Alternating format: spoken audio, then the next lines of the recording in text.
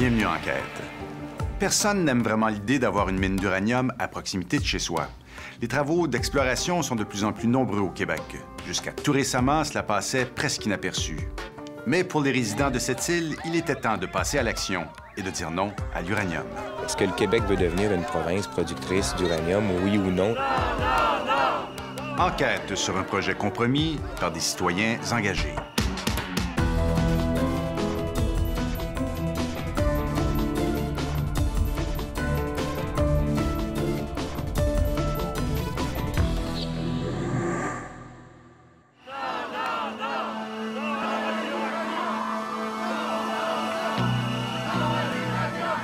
À cette île, un projet de mine d'uranium a eu l'effet d'une bombe. Mobilisation sans précédent de la population, menace de démission des médecins. La population est une population engagée! La minière a même dû reculer et le gouvernement revoir sa loi des mines. Merci d'être venu. Au Québec, les activistes contre l'industrie minière ont peu de succès. Pourtant, un mouvement citoyen s'est imposé à cette île. Comment se fait-il que la peur de l'uranium se soit installée ici et pas ailleurs?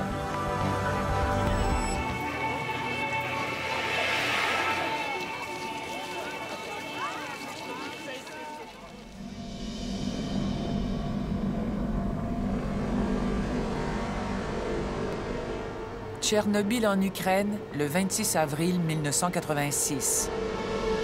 L'accident nucléaire le plus marquant de l'histoire. 25 ans plus tard, le nucléaire et l'uranium souffrent toujours d'une mauvaise réputation.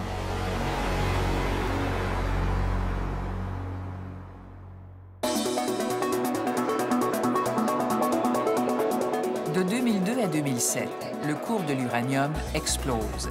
Le prix de la livre passe de 8 à 136 $. C'est la ruée vers l'uranium.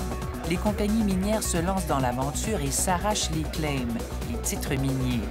Au Québec seulement, les budgets d'exploration passent de 1 à 87 millions de dollars par an. C'est ainsi qu'est créée Terra Ventures à Vancouver. Elle achète discrètement des claims au lac Kashiwis à cette île. Les minières ont bien mauvaise presse ces temps-ci. Les mines abandonnées témoignent de la négligence des compagnies et du gouvernement.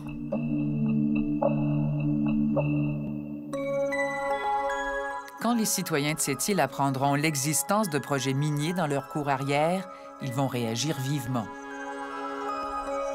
On aurait pu croire cette île, ville de ressources naturelles, à l'abri de ces controverses. Une petite société prospère de 26 000 habitants, située à 600 km de Québec. Les salaires sont élevés, le chômage faible. Blancs et autochtones s'y côtoient et partagent un fort sentiment d'appartenance à leur beau coin de pays.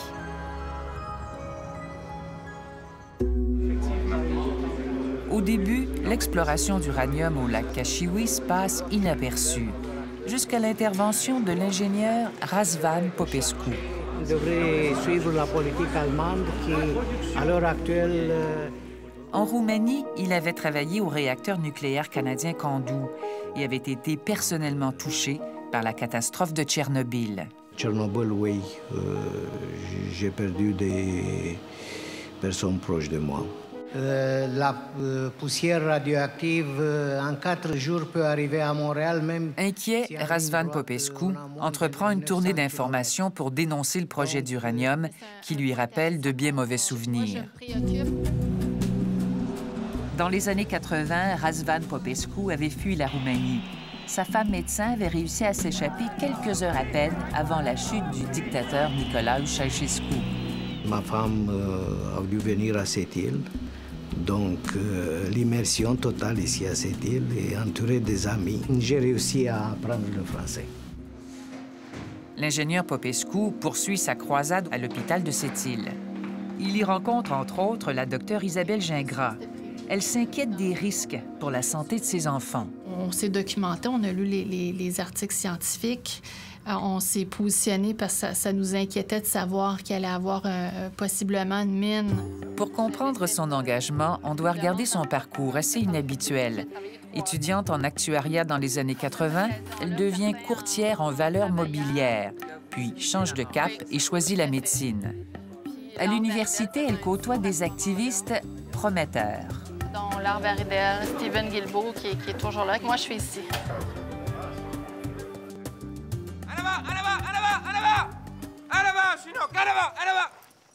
C'est avec l'arrivée d'un troisième acteur que la résistance citoyenne prend son envol.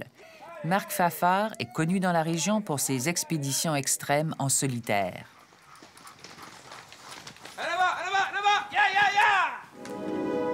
Guide d'aventure en kayak de mer et en traîneau à chien, il a été conseiller technique pour l'expédition de Bernard Voyer au pôle Sud. Un des premiers aventuriers aussi à se rendre au pôle Nord magnétique en ski en complète autonomie, une odyssée de 2 mois. Puis il a eu un coup de foudre pour cette île. Quand j'ai fini mon bac en génie mécanique, comme vacances, si on veut, je me suis payé un trip en kayak de mer. C'était mon premier. Quand j'ai vu les montagnes, pour moi, c'était comme les Rocheuses. C'est un pays assez féerique de par sa grandeur. Pour moi, c'est un des plus beaux endroits sur la Terre.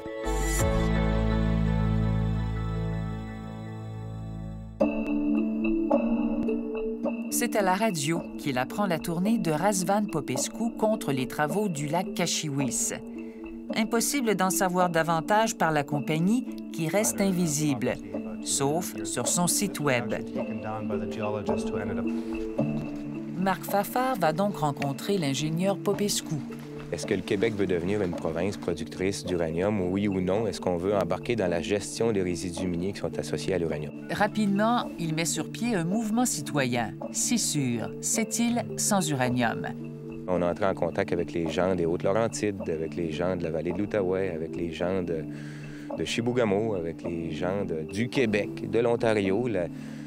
La clique, si on veut, d'opposants à l'uranium, parce qu'il y en a depuis les années 70 au Québec d'opposition à l'uranium. Il alerte les autorités municipales. Marc Fafard, citoyen de Moisy. La ville ne savait même pas que Terra Ventures cherchait de l'uranium dans sa cour arrière. Je pense que ça aurait été de mise que la ville ait été informée. À tout le moins, on l'aurait appris de sources autres que par un groupe de manifestants. La municipalité demande au gouvernement un moratoire permanent sur l'uranium au Québec. Au même moment, la direction de la santé publique de la Côte-Nord prend position pour assurer les médecins. L'exploration ne présente aucun risque.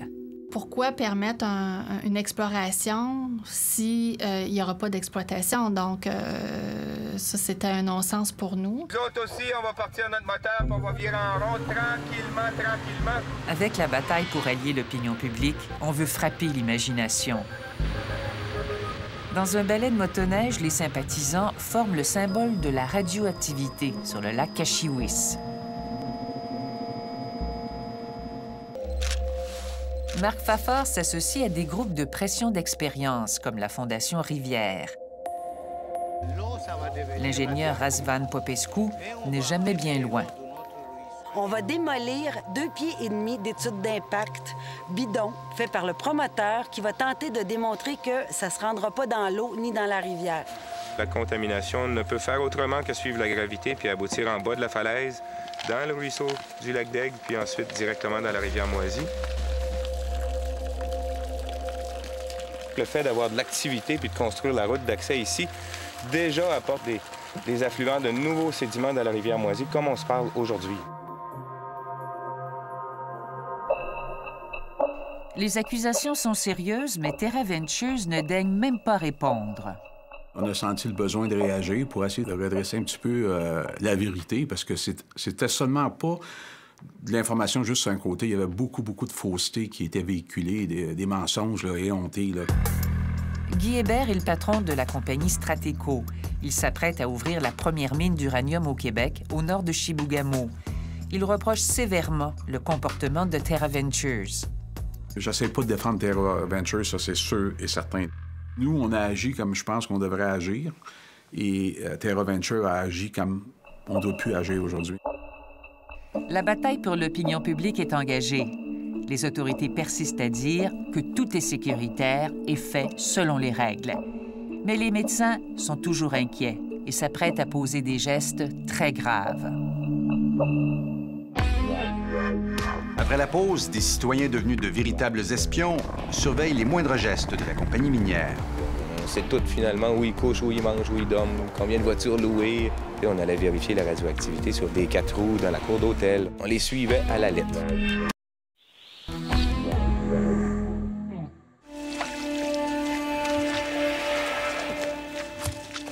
Le Québec s'apprête à prendre le virage de l'uranium. Mais pour l'instant, l'unique projet connu est celui de cette île. Et la seule version qu'on entend est celle des opposants. C'est le président de TerraVenture qui dit « Drill cuttings have been retained in filter bags ».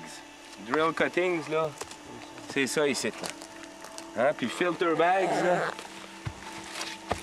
c'est ça ici, les fameuses couches, là. Marc Fafard et son entourage vont exploiter l'Internet pour promouvoir leur cause et nuire à l'image de la compagnie. Donc, ce qu'il nous dit, c'est que leur méthode environnementale est plus stricte que ce que les ministères leur demandent, puis qu'ils ramassent tout ça, qu'ils remettent ça dans le trou, puis qu'ils prennent toutes les précautions nécessaires que la loi des mines leur demande. Là. Tiens. Hello! 20 pieds. 30 pieds. Donc, c'est la preuve que c'est pas cimenté.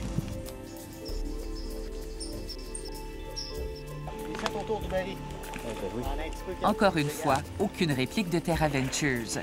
C'en est trop pour l'industrie. 22 géologues et patrons de compagnies minières du Québec réagissent. Cette compagnie-là n'a pas seulement agi de façon un peu illégale, parce qu'au niveau des pavis de pétrole qui nous ont montré si c'est vrai, c'était pris-là, j'étais pas là, mais il y a eu toute la question d'information de la population aussi qui aurait dû agir peut-être un petit peu différemment. C'était rien pour nous rassurer, puis ça nous a convaincus encore plus que la position qu'on prenait était la bonne, puis qu'on avait un devoir, nous, comme médecins, de protéger la santé de la population, là. On peut pas dire qu'il n'y a aucune contamination à l'étape d'exploration, c'est mentir. Mais à la phase d'exploration... Pendant que les dirigeants de TerraVentures restent silencieux à Vancouver, la coalition contre l'uranium installe son kiosque dans un centre commercial en plein centre-ville. L'opinion publique penche de plus en plus en faveur des opposants. Marc Fafard est présent à toutes les tribunes. Ici, un forum d'information sur l'uranium. Si le prix de l'uranium ne reste pas ou ne remonte pas, c'est clair que peut-être qu'il va y avoir une diminution des projets investisseurs. Le conseil de Bandinou saute dans le train de Marc Fafard. Quand il nous a demandé de rejoindre le mouvement l'uranium, on a dit certainement, on va y aller. Et puis, nous, ça fait longtemps qu'on vous invite à travailler ensemble. La saga de l'uranium prend des allures de série policière. Devant le mutisme de TerraVentures, de simples citoyens vont devenir informateurs. Est-ce qu'il y a des employés en ville? Est-ce que ça voyage par hélicoptère? Est-ce qu'ils sortent des choses avec des paniers? Est-ce qu'il y a de l'action sur le site en haut? Par exemple, les pilotes d'avion, leur job, si on veut, c'était s'ils voyaient de l'activité sur le site, de nous aviser immédiatement. On sait tout finalement où ils couchent, où ils mangent, où ils dorment, combien de voitures louées. Il y avait des camionnettes à l'hôtel Sept-Îles à tous les soirs avec des 4 roues plein de vases. On allait vérifier la radioactivité sur les roues des 4 roues dans la cour d'hôtel. On les suivait à la lettre. Pour faire avancer sa cause, Marc Fafard range son toboggan et se lance en politique municipale. Est-ce que vous avez déjà géré un budget de 45 millions de dollars? Il sera candidat à la mairie. Est-ce que M. Lévesque va être capable de permettre aux citoyens de s'impliquer dans le processus décisionnel de la ville sans être obligé de sortir dans la rue avec une pancarte pour les forcer à bouger?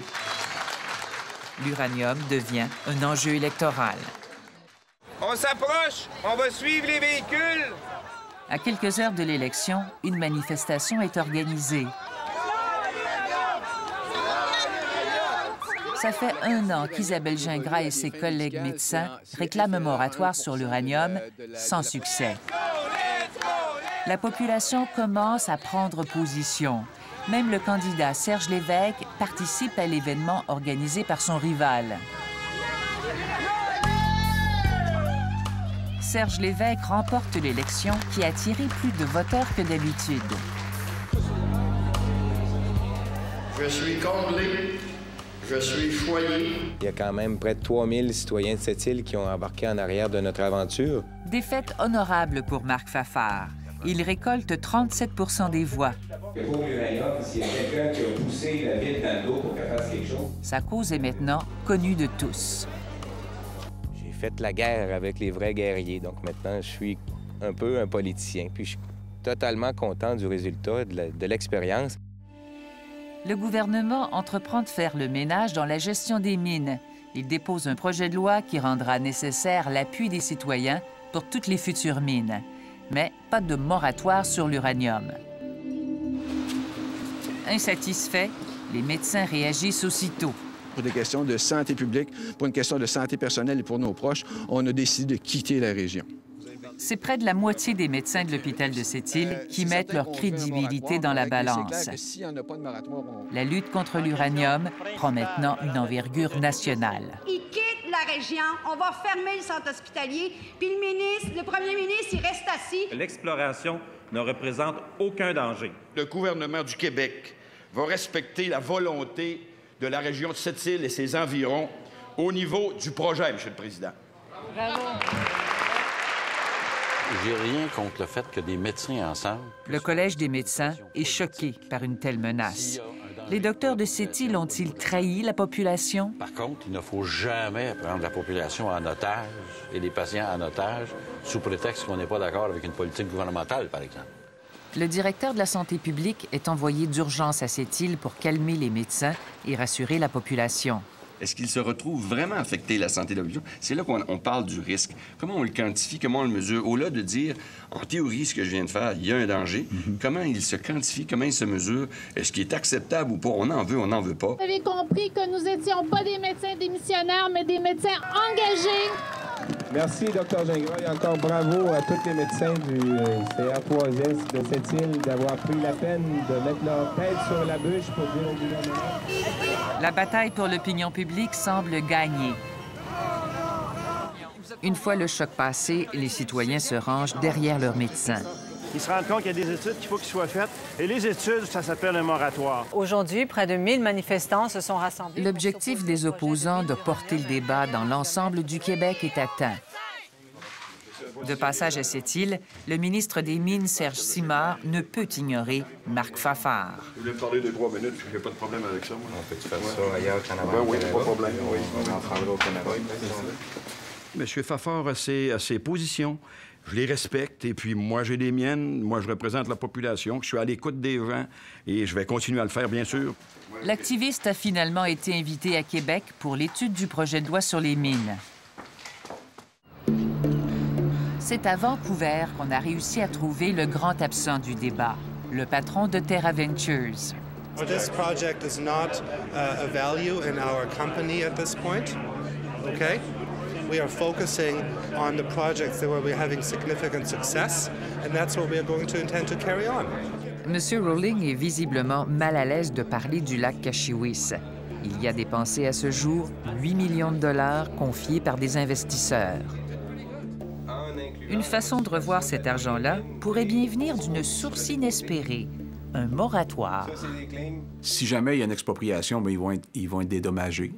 Ils vont peut-être faire de l'argent là-dessus. Ils n'en feront sûrement pas sur leur mine. À cette île, un récent sondage révèle que 100 % des citoyens connaissent le projet et 91 % sont contre. Jusqu'à nouvel ordre, les travaux au lac Kashiwis se poursuivent. La pression populaire aura-t-elle raison des activités du contracteur?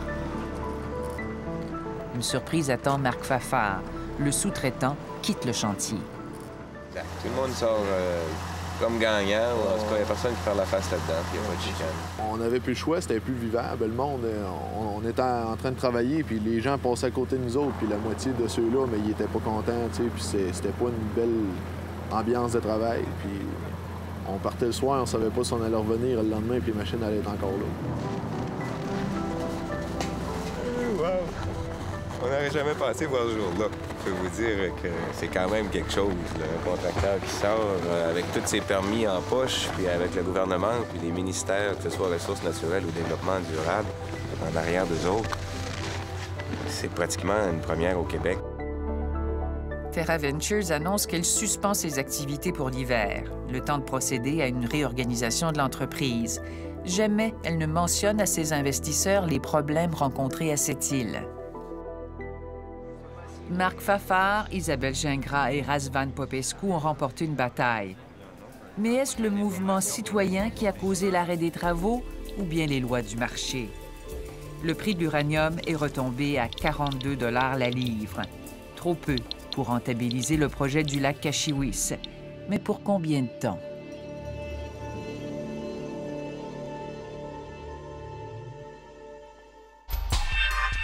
Pas de moratoire en vue pour le Québec pour interdire l'exploration de l'uranium. Un comité de travail régional a toutefois été mis sur pied pour évaluer les risques associés à cette industrie. Le docteur Isabelle Gingras et Marc Fafard y participent.